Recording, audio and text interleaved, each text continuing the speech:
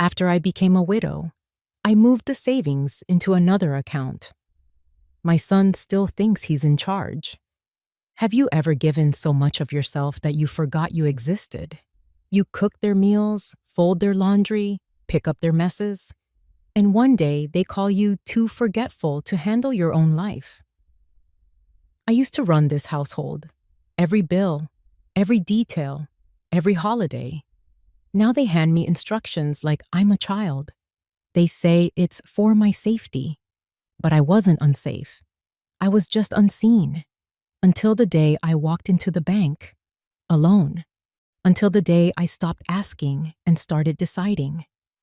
This is the story of how I took back the keys to my life. Not with a fight, but with something sharper, clarity. If you've ever felt invisible inside your own family, stay with me. You're not alone, and you're not done yet. My name is Eunice. I'm 73 years old, and I've lived in the same small town in northern Michigan since 1974. Most people around here know me from church or the farmer's market. Some just know me as Craig's mom. And for a long time, that was fine. But something happens when your world starts shrinking, when your decisions get double-checked, your money gets reviewed, and your name starts fading behind your son's email signature. This story isn't dramatic. No one screamed. No one slammed doors. But something did break. And I think it was the illusion that love and control are the same thing. So if you're someone who's ever sat quietly while someone else explained what's best for you, I invite you to listen. Not just to what happened, but to how I came back to myself.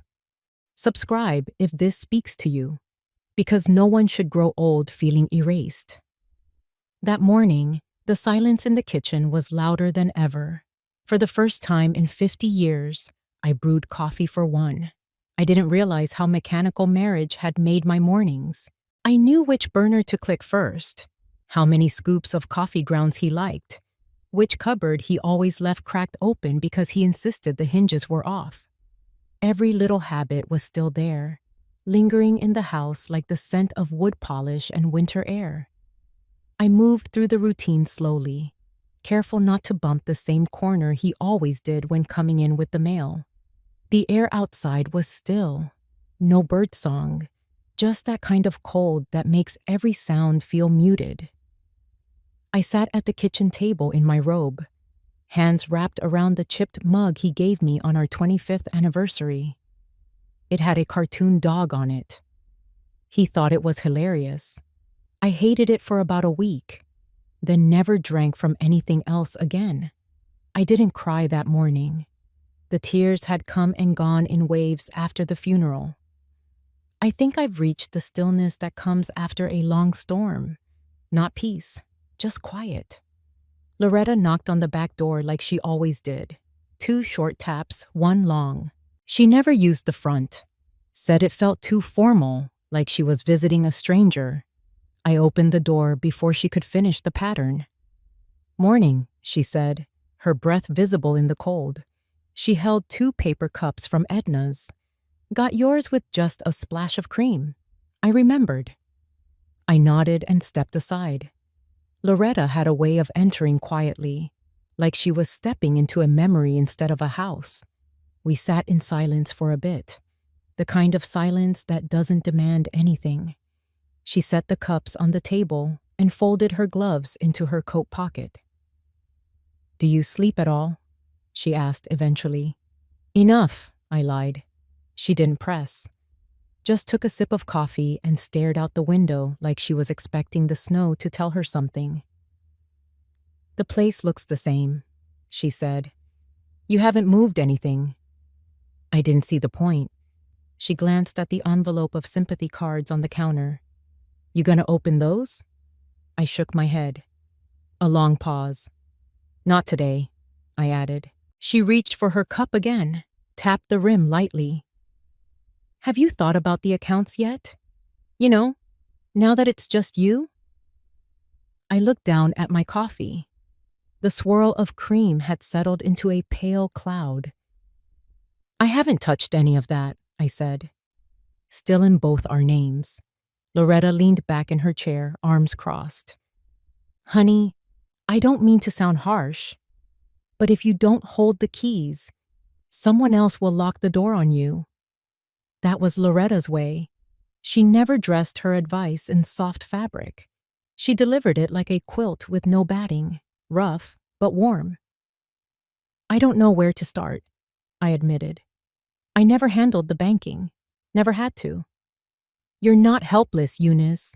You've just never been invited to the table. The house creaked as the heat kicked in. I hadn't realized how cold I was until that moment. Loretta finished her coffee and stood. Well, I'm headed to the market. I need eggs. Do you want anything?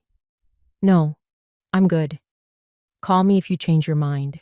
About the eggs or the accounts. I walked her to the door, watched her steps fade into the white sidewalk, coat flapping gently in the wind. The moment she turned the corner, I closed the door and stood still in the foyer. Something inside me moved. Something I hadn't felt in years. Not anger, not grief, just a dull flicker of self. That evening, while washing the last dish from dinner, I remembered the bottom drawer of the file cabinet, the one with the rubber band around the handle. He'd always told me, "That's just the boring stuff. No need for you to mess with it." After I dried my hands, I walked into the spare room, knelt on the old carpet, and pulled open the drawer. It creaked like it hadn't been opened in a decade. Inside, old checkbooks, insurance policies, joint accounts, mortgage papers, folders labeled with dates and clipped receipts, every bit of our life together, alphabetized and forgotten. I sat on the floor for a long time, the cold seeping through my slippers. I wasn't sure what I was looking for. Maybe proof that I hadn't imagined it all. The trust, the structure, the belief that someone else always knew best. I hadn't looked at those papers in years, but that night, I laid them all out on the table. I didn't know where to begin, so I started with the account statements. There were paper trails going back 25 years, each month carefully printed, each transaction noted. He always liked to keep things tidy. Not for me, not to share, just tidy for the sake of it. My name was there, printed right beside his, but I had no memory of ever signing those forms. I suppose I must have. At some point in our early days, before Craig was even born, when we still believed life would be simple and predictable, he filled out the papers, told me where to sign, and I signed. Most of the balances hadn't changed in years. Money just sat there. No withdrawals, no transfers, just quiet accumulation, as if he'd prepared for something but never told me what. Retirement, emergencies, the unknown. Maybe he thought dying first was his last act of responsibility. There was something strangely comforting in those numbers, familiar, steady, but now they felt like secrets he never meant to keep. I stacked the papers by type, checking, savings, retirement, separate piles. I made a list in my notebook, the one I used for recipes and reminders. It felt strange writing Bank of Pine River next to grocery, whole milk, and Monday, trash bins out. But I needed to see it all in one place. Something real, something mine, even if it had been his first. Halfway through sorting, I found a folder I didn't recognize. Not one of his usual ones. It was labeled Eunice Trust.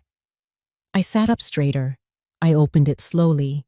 Inside was a document, a trust agreement. He'd set it up 5 years ago, quietly, privately. I flipped through the pages, feeling a pulse behind my ears. It named me as the beneficiary, of course, but it also named Craig as the successor trustee. I didn't know what that meant yet, but I had a feeling I wouldn't like it. It wasn't just about money anymore. It was about control, about how much I had unknowingly surrendered over the years, about how easily someone I loved could assume I wouldn't or shouldn't be in charge of my own life. I closed the folder and rested my hand on it. I thought about Craig. Not cruel, not heartless, just certain. Certain that he was supposed to lead. Certain that I was meant to follow. That's what scared me more than anything. Not that he wanted to take over, but he thought it was already done. Later that night, I made myself a cup of tea and stood at the back window. The snow was falling again, soft and quiet, the kind that made the whole town hush. Craig had called the day before, left a voicemail. "Hey, Mom, I'll come by Sunday. We can go over everything. Bank stuff, house title, maybe talk about selling the side lot. It's probably too much for you now." He said it kindly, like he always did, like a son who thinks he's doing the right thing. I didn't call back. I remembered what Loretta had said. "You're not helpless. You've just never been invited to the table." And I realized she was right. I hadn't been invited. But maybe it was time I pulled up a chair anyway. That thought stuck with me as I cleared the table, stacked the documents, and placed the trust folder back into the drawer. This time on top, not hidden. I washed the mug with the cartoon dog, dried it carefully, and placed it back in the cabinet facing forward. I hadn't looked at those papers in years. But that night, I laid them all out on the table. I sat there a long time after the table was covered in paper. It was a strange thing, looking at the architecture of a life. Not the people, not the photographs, not the memories, but the infrastructure. The ledgers, the numbers, the notations written in margins, the little reminders he left himself. Transfer $200 for propane. Don't forget the December CD. He'd written in blue ink, always in all caps. I used to tease him for that. Said it looked like he was shouting at the bank. He'd grin and say, "Well, sometimes you have to." Now the handwriting felt like a fingerprint pressed into every sheet. It was oddly tender, strangely intimate. I traced one of the notes with my finger and wondered if he ever imagined I'd be reading them alone. The furnace kicked on again. That old rattle. The same one that drove him nuts every winter and he never got around to fixing. I thought of the hundreds of things like that. Tiny chores, unfinished, unnoticed, yet somehow holding up the rhythm of our days. I got up and turned on the radio. Static. Then the familiar voice of the late-night host from the AM station out of Allentown.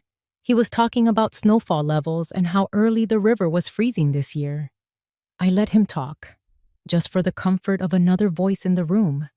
I wasn't ready for quiet again. There was still so much I didn't know.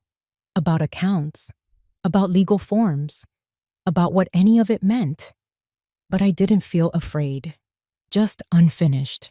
Like I'd walked into a room that had been locked for years, and now I was finally flicking on the lights. I folded the papers neatly, grouping them by type, then put them back in their folders. I wrote myself a short list. Learn what trustee means. Call Loretta. Refill coffee filters. I wasn't making a plan yet, but I was preparing to. That mattered. Craig brought his laptop over like it was a briefcase full of solutions. All I brought was banana bread. He called it a check-in visit, like I was a client and he was managing something official. Tina was with him, of course. She always came when he asked, but I never quite knew if she wanted to. Her coat was still buttoned when she sat down on the edge of the couch. I had set out plates and napkins, made coffee just the way they liked it. His black, hers with a teaspoon of sugar. The banana bread was a little overbaked on the edges, but it was still warm. I didn't offer advice or ask questions. I just placed the plate between them and said, "Still your favorite, right?" Craig didn't touch it. He had already opened his laptop before he'd even unzipped his coat. The screen cast a cold blue glow over the living room. The gas heater ticked behind us, trying its best to keep the cold out. So, he said, fingers tapping the trackpad. I put together a rough plan. Nothing complicated. Just some basics to get ahead of everything. His voice had that steady cadence people use in meetings when they think they're the smartest in the room. I nodded, just once. I'd learned from years of church committees and bake sale planning that sometimes the best way to manage a conversation is to say as little as possible. He clicked through colorful pie charts and tables. This is what I project for the next 12 months. Fixed costs, property taxes, utilities. We're looking at a pretty consistent expense pattern. We are? I asked gently. Well, yeah, of course. I mean, you and I. It's your budget, but I figured I'd oversee it so you don't have to stress. He meant well, or at least, he thought he did. I could hear Loretta's voice in the back of my head. If you don't hold the keys, Craig went on, talking about consolidating the two checking accounts into one, said it would make it easier for us to track things. I wasn't sure when the shift happened, from me to us, but it was there, woven into his words, soft and assuming. Tina finally took a piece of banana bread, broke off a corner, and placed it back on her napkin. Her eyes stayed on the rug. She didn't say anything, didn't meet mine. That told me more than any word could have. Craig clicked again. I've also looked into transferring some of the savings into a low-risk investment, just something to keep it growing while it sits. Right now, inflation's basically eating it alive. That sounds efficient, I said, sipping my coffee. He looked pleased. Exactly. That's the point. We just need to simplify. I think I'll have you sign a few forms. Nothing urgent, but I can bring them next week. I smiled and reached for another slice of banana bread. You've really thought it through. He leaned back like a man who'd closed a deal. It's what Dad would have done. I nodded again, this time slower. After a few more clicks, he closed the laptop with a satisfied thump. That's all for now. I'll send you a summary by email. Oh, and I created a shared folder, so we can both track changes. Tina stood before he did. She brushed crumbs off her skirt, still not looking up. Thank you for the bread, she said quietly. I walked them to the door, hugged her a second longer than usual. She let me. Craig patted my shoulder like I was a pet, like I should be grateful. We're a good team, Ma. I didn't say anything. When the door shut behind them, I stood in the foyer holding the empty coffee cup. The heater kicked on again, and the house creaked. That old wood sound that always felt like home, and suddenly didn't. I washed the mugs and set them back in the cabinet. Everything went where it always had. The left side for coffee, the right side for tea. It's funny what habits stay even when the people don't. I stood at the kitchen sink a while longer than I needed to. The water had gone lukewarm, but I didn't mind. The weight of Craig's words lingered, not because they were cruel, but because they were so confidently delivered, like the way a man might speak to someone standing in a hole, offering a ladder he built without asking if she wanted to climb out in the first place. It wasn't new. Not really. That tone, that certainty, it had just never bothered me before. Maybe it was Loretta's voice in my head again. Maybe it was the drawer full of papers I had finally dared to touch. Or maybe it was the way Tina's eyes stayed fixed on the floor, as if she too recognized the pattern but didn't know how, or didn't dare, to break it. I dried my hands and walked back to the living room. The couch cushions still held their weight. His laptop had left a faint imprint on the coffee table, a smudge I wiped away without thinking. Then I sat down with my notebook. It was just a lined spiral, half full of recipes, birthdays I hadn't updated in years, and grocery lists I never remembered to bring. But that night, it became something else. I started writing. Not thoughts, not feelings, just facts. What I remembered. Which banks? what we used them for. The mortgage lender we'd used back in '89. The certificate of deposit he'd mentioned one winter when propane prices had gone up. The numbers were fuzzy, but the names weren't. I remembered them because I'd heard them in passing, sitting at the table while he did the taxes, or reading a notice he'd tossed in the recycling without opening. I flipped back a few pages and wrote, in capital letters, what I actually know. And then underneath, enough to begin. The pen felt good in my hand, steady. I wrote slowly, not to be careful, but to be deliberate. A call came just after 9. Loretta. I recognized the ringtone she'd made me assign to her, some jazzy ringtone that annoyed me, which of course made her love it more. I answered and sat on the edge of the bed, curling the notebook into my lap. How'd it go? She asked. Just like you'd expect, I said. Craig showed up with charts, didn't he? He had categories. Loretta laughed the way only someone who had raised 2 sons could. You okay? I am. Actually, I think I'm ready. For what? For a change. There was a pause. Then her voice softened. Listen, there's a local bank, Pine River. I worked there part-time after retirement. They've got a service for widows. Helps them manage accounts privately. Doesn't go through family. I can connect you if you want. I looked down at my notebook. At the list. In the words I had just written. Enough to begin. I think I'd like that, I said. Loretta didn't respond right away. Then, you don't have to do it all at once. Just do the first part. Call them. We talked for a few minutes more, mostly about nothing. Then she said goodnight and hung up. I stayed sitting on the bed for a while. The heater had clicked off, and the silence returned, but it didn't feel as heavy as before.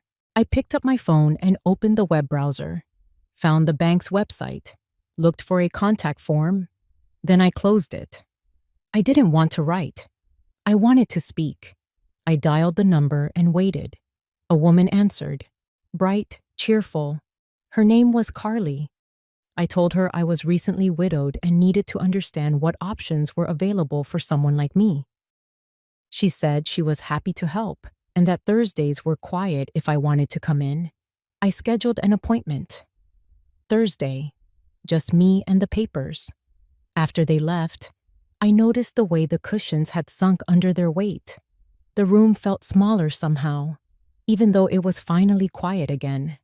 I stood there holding 2 empty mugs and watched the front door long after it had closed. Not because I was hoping they'd turn back, but because I wasn't ready to return to stillness. There was something unnerving about being spoken to so confidently about your own life, like watching someone rearrange furniture in a house they don't live in.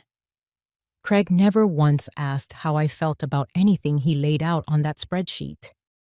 He didn't ask what I wanted. He assumed ease was my goal. That simple meant surrender. Maybe that was the part that stung. Not the numbers, not the planning, but the assumption that I had nothing left to say about it. I walked back into the living room and picked up one of the paper napkins Craig had used. A faint ring of coffee stained the edge. I threw it out. Slowly. Then I sat down, not because I was tired, but because I needed to take up space again, in my own home. The banana bread sat untouched on the plate. I cut a slice for myself and ate it slowly, not out of hunger, but out of something else, something closer to reclaiming. Years ago, when Craig was still in high school, I remembered baking that same bread after his first heartbreak. He'd come home, dropped his backpack by the door, and said nothing for hours. I left a slice in the microwave for him. No note, no lecture, just warmth. That's what mothers do. Now, he sat in the same house, a grown man, telling me where my money should go as if warmth no longer mattered, only structure. That wasn't his fault entirely. I had handed over so much for so long, not just money, responsibility, decisions, space. I let him believe he needed to steer, even when the road was mine to walk. I looked at the clock. It wasn't even noon, but the sun had already shifted. That long, slanted light you only get in cold months. It stretched across the rug and landed on the armchair where he'd sat, explaining my finances to me like I was a client. Or worse, like I was a child. I wasn't angry. I was aware. Fully, finally aware. I stood and folded the blanket on the couch, straightened the pillows, picked up his empty coffee cup and washed it again, even though it was already clean. Then I opened the window a crack, just enough to let the cold air in, just enough to clear the room. I wore my tan coat and my old boots. The more invisible I looked, the better. They were scuffed at the toe and stiff from last winter's salt, but they felt solid. I liked that. The coat still smelled faintly like the attic where I kept it. That mixture of cedar, old paper, and a little dust. I'd hung it out on the back porch for an hour the night before, just to let it breathe. It didn't matter. I wasn't trying to impress anyone. The parking lot was nearly empty when we pulled in. Loretta stayed in the car, engine humming low. She didn't say much on the drive, just let the radio play softly. Old country songs about trains and time gone by. Her hands rested on the wheel like she wasn't really holding it, more like she was giving it permission to guide itself. I sat there for a moment before going in. Checked the appointment time again on the card Carly had given me. 10 a.m., Thursday. My name in tidy print. I folded the card back into my coat pocket. Inside, the bank smelled like pine air freshener, the kind that tried a little too hard. There was a basket of red and white mints on the counter, and a pen chained to one of those little stands, clicking faintly when touched. The chairs were vinyl, the color of weak coffee. Carly came out right on time. Mid-30s, hair pulled back, blouse tucked into slacks. She smiled like someone used to offering comfort, but not sure whether it would be received. I liked her instantly. "Mrs. Winslow?" she said. "Eunice," I replied. "Just Eunice, please." She led me to a small office with a low window. There were 2 chairs, a desk, and a printer humming somewhere nearby. She asked it to act if I wanted coffee or tea. I said no. I just wanted to begin. She opened a file on her computer, clicked through a few screens, then looked at me. "I understand you're interested in opening a private account?" she asked. "I am," I said. "Separate from any family involvement, just me." She blinked, then smiled politely. "Of course. That's common these days. Do you have your statements with you?" I handed her the folder I'd prepared. It wasn't fancy, just copies of the most recent account balances, a few printouts I'd made at the library, and the notes I'd scribbled into the margins the night before. She leafed through them with a little furrow in her brow, not confused, just surprised. "You're very organized." I didn't answer that. I'd never considered myself organized, just careful. There's a difference. We reviewed each account one by one. I told her what I knew, what I wasn't sure of, and what I wanted. I said it plainly, like laying out grocery items on a belt. No apologies, no explanations, just facts. She nodded after everything I said, typing quickly. When she reached the end of my notes, she paused. "Would you like to move all of these today?" "Yes," I said.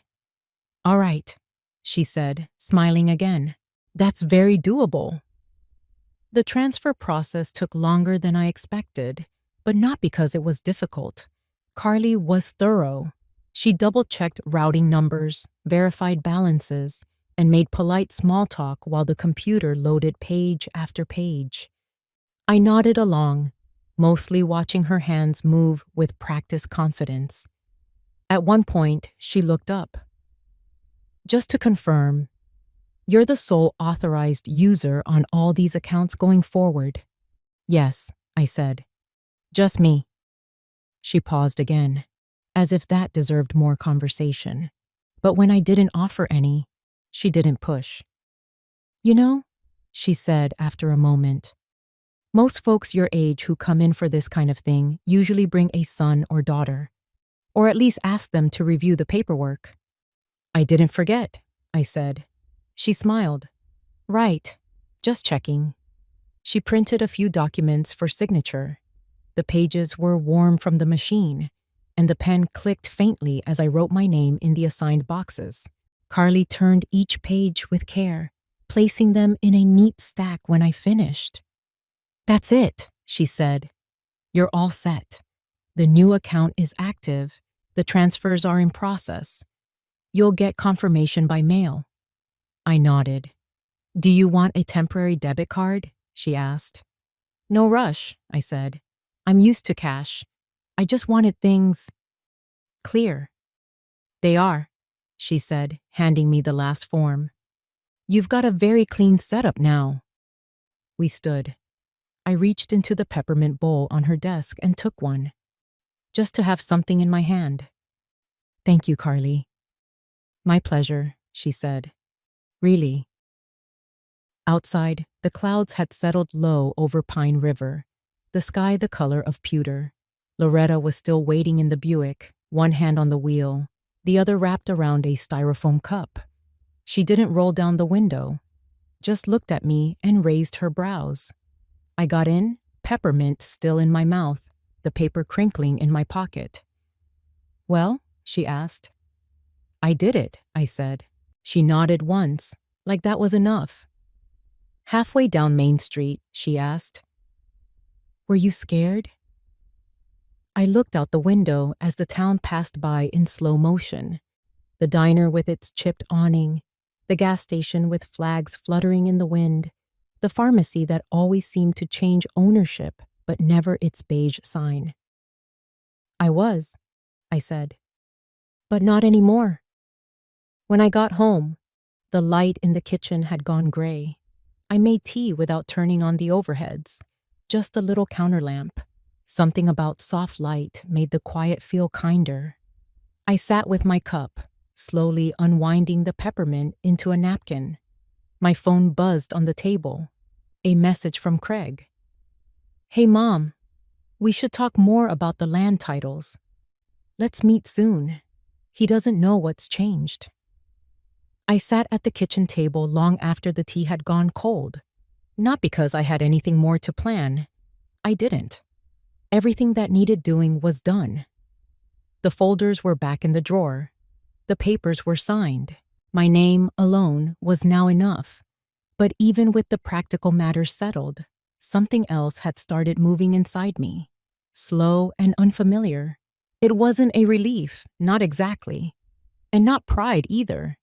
It was quieter than that, like a lamp that had been turned on in a far room of a house I'd forgotten I owned.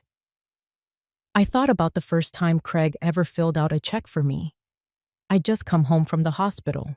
He was 12. I had a cast on my leg and painkillers that made everything a little foggy.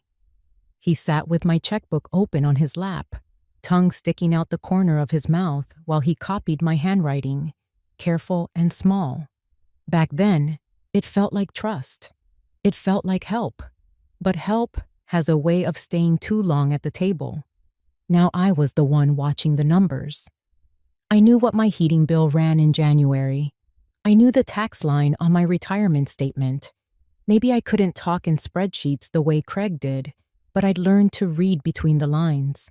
Outside, the mail truck drove past and paused at the end of the block. I watched it through the window, letting my eyes blur until the red, white, blue colors became one soft stripe. When I went to the cupboard for a new tea bag, I found myself clearing a spot. Moving tins I hadn't opened in months, rearranging shelves, throwing out the old dusty cinnamon sticks I kept for show. It wasn't about tea anymore. It was about space, about what stayed and what no longer had to. On a whim, I pulled open the bottom drawer where Craig had shoved an old accordion folder years ago, the one labeled Mom Stuff. Inside were expired warranties, instruction booklets for appliances I no longer owned, and a handwritten budget he'd made when Martin was still alive, color-coded with projected expenses, and a note in the margin. Let's simplify. I smiled without warmth. It had always been about simplifying, for him. I set the folder on the counter and opened the trash bin, then paused. Not because I had doubts, but because I realized something. Letting go of someone else's version of help doesn't have to be loud. I closed the folder again, not with hesitation, but with intent, and slipped it onto the very back shelf of the hall closet. Out of sight, out of reach, where it belonged. That night, before bed, I added one more line to my notebook. Tomorrow, clean out the top drawer in the bedroom. Not because it needed it, but because I did. Craig showed up with a folder and a plan. I already had one too, just better hidden. He walked in like he always did, wiping his feet on the mat, but never asking if it was a good time. Tina followed behind him, arms crossed, eyes darting around like she wasn't sure if she wanted to be here. I'd set the table with a plate of oatmeal cookies and a pot of tea. It wasn't a special occasion, but I'd been raised to receive guests with something warm. Even when the guests came with spreadsheets, Craig put the folder down like it was a binder of gospel truth, manila, thick with dividers. So, I've been thinking more about the land, he said, pulling out a color-coded map. You're sitting on a lot of value here, Mom, and if we act before next quarter, there's potential for some serious return. He didn't even glance at the pot roast dish in the sink, the tea kettle on the stove, the smell still lingering like it might try to soften something. I looked into a couple firms who specialize in rural parcels. They'd handle everything. Clean sale, no stress. We'd retain a portion, of course, but funnel the rest into a structured trust. That way, you don't have to worry about taxes or management. I nodded slowly, like someone being walked through the benefits of a timeshare. That's a lot to take in, I said. He opened another page, showing bar charts. You don't need to worry about all the mechanics, Mom. I'd manage the logistics. Tina and I already talked about streamlining the process. I turned to Tina. She looked down at her lap. Would you like some tea? I asked, and please, she said, her voice barely more than a whisper. Craig didn't want tea. He wanted control. But I poured him a cup anyway. I sat down across from him and folded my hands. Let him keep talking. He had more charts, more projections, more words like liquidate and equity and leveraging current momentum. I let him go on. You see, he said, this isn't just about money. It's about peace of mind. For you, for us. It's about responsible planning. I nodded again, then stood up. Let me show you something, I said. I walked to the kitchen counter where the manila envelope waited, tucked neatly beside the kettle. Not hidden, just uninvited. I picked it up, held it without speaking for a moment. When I returned to the table, I placed it in front of him. He looked at it like it might contain old photos or a recipe. Something benign. What's this? He asked. Documents, I said. Updated ones. He opened the flap and pulled out the first page, then another. I didn't speak. I watched his eyes scan the headings. Property deeds. Account changes. Everything now listed under my name only. No joint oversight. No co-signatures. He blinked. When did this happen? Last week, I said. I thought it was time I learned how to stand on my own feet again. He didn't respond right away. He set the papers down and reached for his tea, then changed his mind and folded his hands instead. Tina looked at me for the first time since arriving. Her face didn't show shock, more like something else. Curiosity, maybe, or the slow realization that something had shifted. Craig cleared his throat. I didn't realize. I thought we were working on this together. I smiled gently, not to soften the moment, but to hold it steady. I know. That's what made it easy for you to miss what was changing. He nodded slowly, lips pressed together, unsure of his next move. He tapped one finger against the folder, like he was trying to summon the right sentence. I knew that look. Martin had it too, when something didn't go the way he'd mapped out on paper. I guess I just thought, Craig began, then trailed off. He glanced at Tina, as if she might offer him a lifeline, but she didn't. Instead, she picked up her teacup, held it close to her chest, and studied me. Are you mad? Craig finally asked. No, I said, with a calmness that even surprised me. Not mad, just done waiting. For what? To be asked. That landed harder than I expected. He blinked a few times, like something stung behind his eyes. But I didn't press. I didn't need to. Silence settled around us like fog. The gas heater clicked in the background. Outside, the trees swayed against a pale winter sky, brittle branches tapping the glass with small reminders that the world went on, regardless of anyone's plans. I stood up, walked to the sink, and started rinsing out the teacups. Not in a rush, not as a dismissal. Just to keep my hands moving. Behind me, Craig exhaled. So this is... What, Mom? Are you taking over everything now? No, I said, still facing the sink. Just taking back what I gave away too easily. I turned to face him again. You meant well. I know that. But I gave up too quietly. That's on me. He opened his mouth like he might respond, but Tina spoke instead. I think it's brave, she said softly. Her voice wavered but didn't break. Doing this, it takes guts. Craig looked over at her, startled, but said nothing. The kitchen smelled of cinnamon and steam. The pot roast lingered, not strong, just enough to remind us of comfort, of effort made without reward. I dried the cups and returned them to their hooks. Craig stood, folder in hand, still unsure of how to leave this version of the room. The version where I wasn't looking to him for instructions. I thought I was helping, he said finally, quieter this time. Maybe you were, I replied, meeting his eyes. But now, so am I. After Craig and Tina left, the house went quiet in that strange way it does after a conversation leaves the air heavy. The heater kept ticking, steady as breath, and the tea had gone cold on the table. I didn't clean up right away.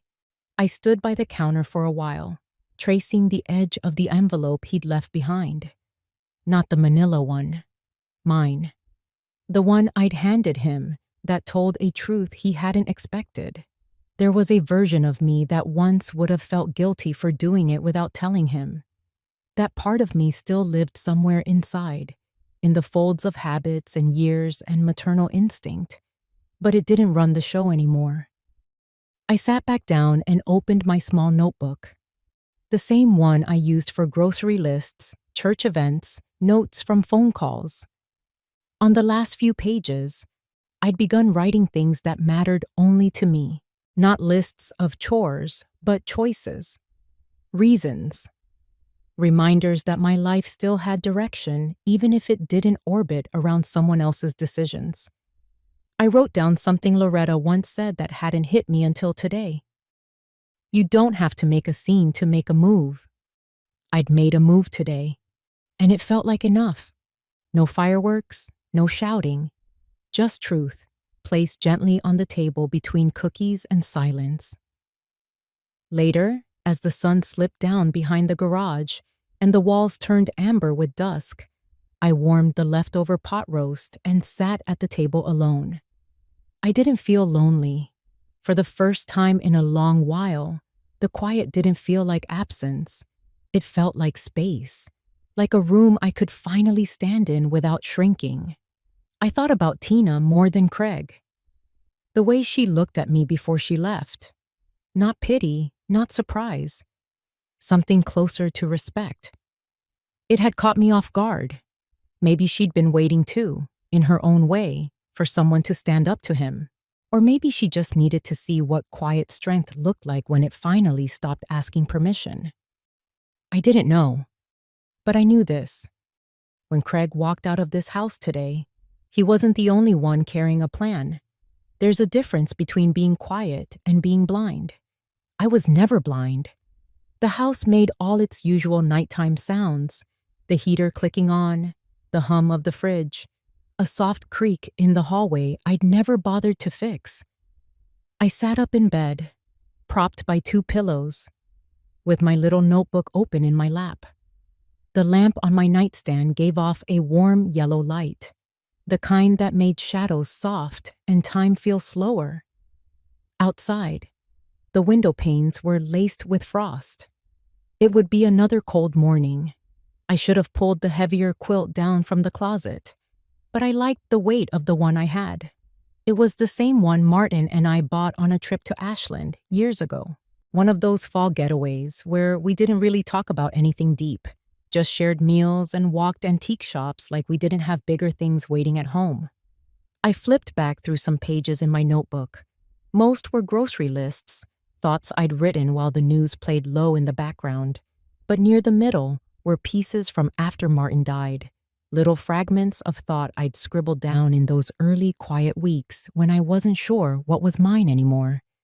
One entry caught my eye. It was dated 2 months after his funeral. Craig wants to handle the bills. He says it's easier this way. Maybe it is. Maybe I don't want to think. I remember writing that. I remember how tired I felt all the time. Back then, handing things over felt like relief. But it wasn't the first time I'd done it. Martin used to say I didn't need to work. What would be the point? He'd ask, pouring coffee and reading headlines. You'd make a couple $100 a month and miss every church event. At the time, it sounded like concern. Maybe it was. But it also closed a door I'd quietly hoped might open. There was a boutique on Main that offered me part-time hours once, just a few afternoons a week. I was excited, really excited. But Martin smiled and said, "Don't be silly. We're doing fine." I didn't argue.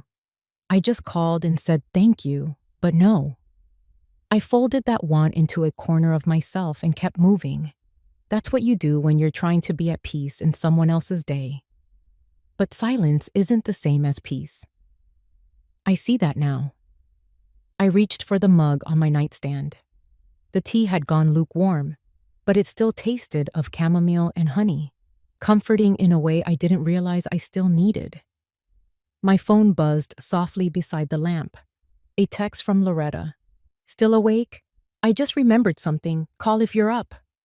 I dialed without thinking. She picked up on the first ring. "Did I wake you?" I asked. "No," she said. "I was watching some old movie on the Hallmark Channel. You know how they are. Same plot, different town." I smiled. "Background noise." "Exactly." A pause. "Are you doing all right?" "I'm writing," I said. "About before. About the times I said yes when I meant no." "Ah," Loretta murmured. "That's a lot of years." "It is." There was a kind of hush between us, the gentle kind that doesn't need filling. Then she said, "The neighborhood council has a seat open. Not sure if you'd care, but they need someone who actually listens. Someone who doesn't think the world ends at the edge of their driveway." I blinked. "Why are you telling me?" "Because you've listened to everyone else for 50 years. Maybe it's time someone listened to you." I didn't answer right away. My fingers traced the edge of the notebook page. I'd just written. That wasn't a weakness. That was love. But love doesn't mean silence forever. Loretta didn't push. She never did. "Just think about it," she added. Good night, Eunice. Good night. I sat there a while longer, the phone back on the nightstand, the tea now cold. Then I looked out through the frosted window and said aloud, to no one in particular, maybe I would.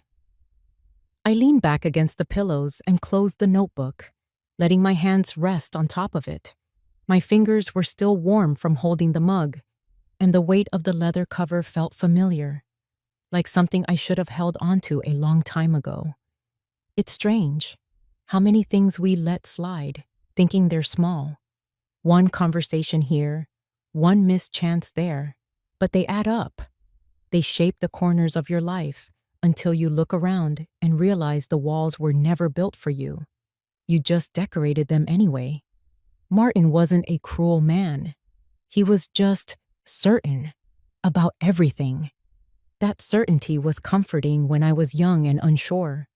It made life feel ordered, predictable, but it also left no room for my own doubt, or curiosity, or questions. I don't think he ever meant to shrink me. But that's the thing about strong personalities. They don't always realize who they're standing in front of. I remember once, early in our marriage, we went to a church potluck.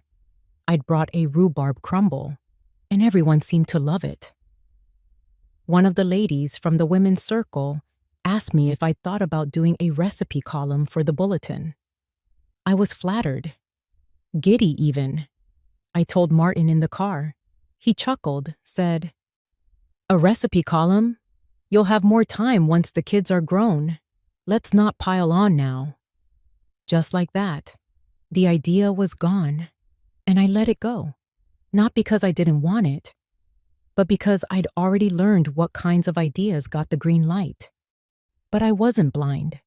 I knew exactly what was happening, even if I didn't have the words for it then. Back then, I called it harmony. Later, I called it survival. Now, I just call it what it was. Putting myself second for so long, I forgot what first even looked like. I got up to refill my tea. The kitchen was cold, quiet. I didn't bother turning on the overhead light, just the small one over the stove. It cast a gentle glow on the counter where the day's mail still sat. I sorted through it absent-mindedly, but my thoughts stayed elsewhere. I thought of Craig and his folder, his perfect spreadsheets, and how he'd looked at me the other day, confused, like he was seeing me for the first time. Maybe he was. And Tina, poor Tina. She hadn't said much, but I could tell she was listening. The way her eyes followed me when I walked out of the room. The way she held her purse close, like it gave her something to hold onto in the silence. I know that feeling. I brought the tea back to my room and settled again under the quilt.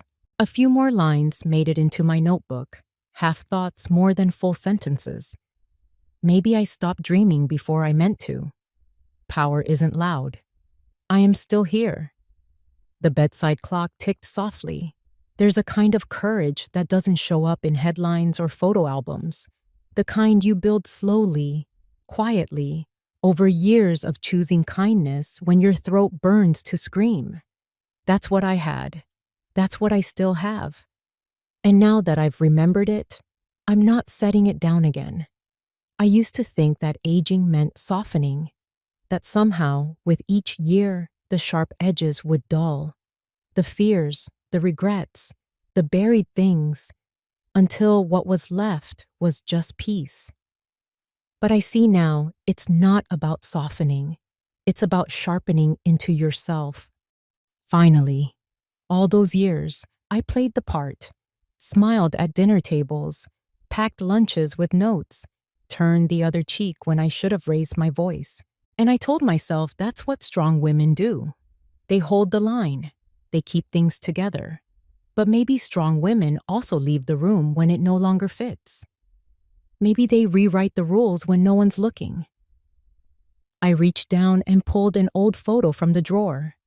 It was me at 23, standing next to Martin outside a gas station on the way to the lake. He had his arm around me, and I was half smiling at something out of frame. It took me a moment to recognize myself.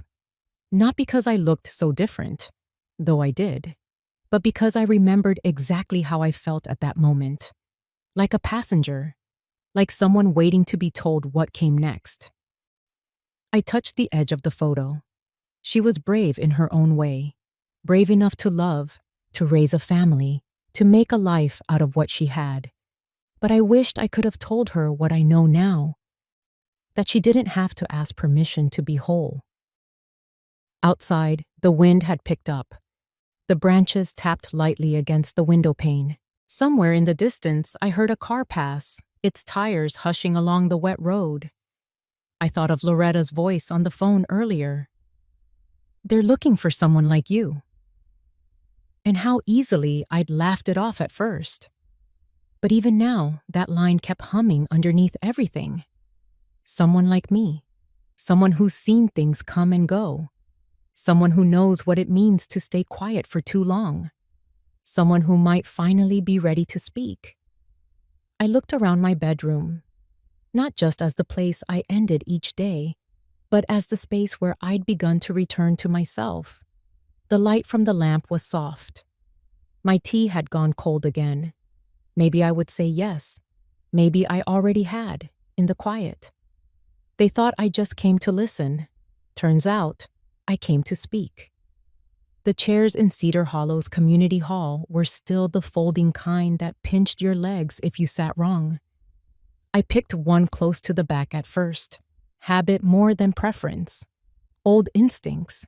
The kind you don't notice until you try doing something different. I was wearing my soft gray sweater, the one with the pearly buttons that Martin never liked much. Said it made me look too serious. I'd put on lipstick too. Not red. Just enough to say I hadn't faded yet. Loretta was already there when I arrived. She'd saved me a seat near the front, patting the chair beside her like a sister in church. I hesitated only a second before walking down the aisle, past a dozen casual smiles and quiet nods from people who, for years, hadn't known more about me than my banana bread and Christmas cards. They smiled the way small-town folks do when they can't decide if something's changed or if it's always been this way, and they're just now noticing. The meeting opened with the usual business: streetlight repairs, lawn complaints, a bake sale that needed volunteers. The woman chairing the meeting, Linda something, I think, cleared her throat and said there was still an open seat on the neighborhood council. "If anyone's interested," she added, looking around like she didn't expect any hands. I raised mine. The silence that followed was polite, not stunned. A pause long enough for people to adjust. Then Linda nodded, smiled a little. "Mrs. Rollins?" "Yes," I said. I stood. My knees were steady, my voice too. "I'd like to be considered for the seat." Somewhere behind me, a styrofoam cup squeaked in someone's grip. Linda gestured toward the front. "Would you like to say a few words?" I walked up there without a paper, without a plan, and without the tremble I used to carry when I had to speak in front of people. I just looked at the faces, some familiar, some not, and let the words find their way. "I used to think I didn't have much to offer," I began, not because anyone told me that outright, but because it's easy to think that when your work isn't the kind people put plaques on. A few heads nodded. I was a wife, a mother. I kept a home. I clipped coupons and made do. I listened a lot. To neighbors, to family, to the space between arguments. I paused, not for drama, just to breathe. "And it turns out," I said, "that a lifetime of listening adds up. It teaches you where things crack and where they hold. And maybe that counts for something." When I sat down, Loretta reached over and gave my hand a quick squeeze. She didn't say a word, and she didn't need to. The vote was a show of hands. Almost everyone raised theirs. Someone clapped first, then another. Then the room filled with the kind of gentle applause that feels less like celebration and more like agreement, like people saying, "Yes, this makes sense. I felt it in my chest more than in my ears. Afterward, there was instant coffee in a big metal urn that tasted like burnt beans and memories. Loretta and I stood by the bulletin board, sipping slowly, watching the crowd thin. Someone had posted a flyer for a lost cat, another for a quilting class. There was a notice about pothole repairs and a yellowed announcement from last spring that no one had taken down. "I think you found your lane," Loretta said, not looking at me. "I think maybe I did," I said. And I meant it. We didn't linger. Outside, the air was sharp enough to bite. I pulled my coat tighter, fingers brushing over the keys in my pocket. Real and otherwise. The wind had picked up since we'd gone inside. Leaves rattled against the pavement like they couldn't settle. Loretta offered me a ride home, but I told her I wanted to walk a bit. Let the air work on me. She didn't argue, just nodded and said, "You know where I am." The walk back was only 10 minutes, but it took longer. My boots scuffed the sidewalk in slow rhythm. Streetlights buzzed above me, and every porch I passed seemed to hum with some small, warm domestic life. A television glow here, a dog barking there. I didn't feel outside of it. Not anymore. When I got home, the house greeted me with its usual quiet. No beeping alarms, no recorded messages blinking red. Just the familiar click of the lock, the low sigh of settling walls. I turned the lamp on in the living room, the one with the needlepoint shade Martin had always hated, and hung up my coat. The manila folder was still where I'd left it that morning, next to the teapot. I didn't touch it. I didn't need to. Everything inside was already done. The transfers, the titles, the signatures, all legal, all mine. I brewed a small pot of chamomile tea and brought it into the den, where the old recliner waited like an old friend who didn't need explanations. I sat, let the warmth of the mug soak into my palms. For the first time in months, I felt something settle inside me that wasn't fear or worry or calculation. Then the email came. My laptop made that little chime it does when something new arrives. I hadn't been expecting anything, and for a second I debated ignoring it. But old habits, the kind that check in, check up, double check, die slower than pride. It was from Craig. The subject line was simple. "Sorry." I opened it. "Mom, I've been thinking a lot. I didn't realize how much you were holding up. For all of us. I know I came in swinging, trying to help and manage things. But the truth is, I wasn't seeing you. I get it now. At least I'm starting to. You always made things look easy, and I mistook that for simple. But it's not. It never was. I'm sorry. Love, Craig."